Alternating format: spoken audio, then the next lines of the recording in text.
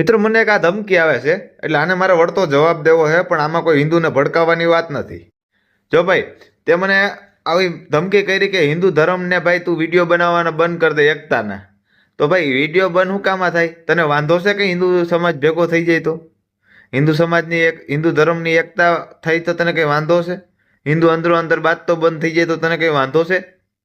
મને આ સવાલનો જવાબ દે.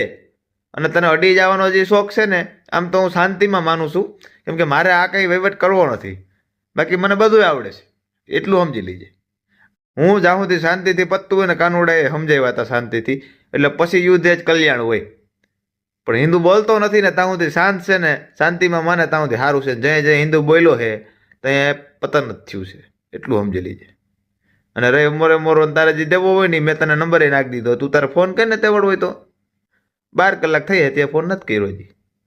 હા, અને બાકી તને મજા આવે તો તું તારે વયો આવજે. કંઈ મારે કંઈ ફિલોસોફી કરવી જ નથી. અને મેસેજમાં આ બધાય તું રહેવા દે, સીધો ફોન કરજે.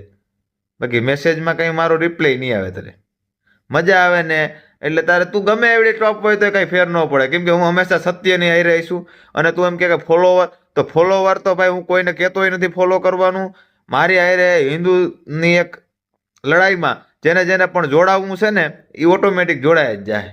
બરોબર છે? અને ફોલોવર હાટું આ કંઈ વસ્તુ નથી ભાઈ. ધર્મ કંઈ વેચવાનો ન હોય, સમજાણું? જય મુરલીધર.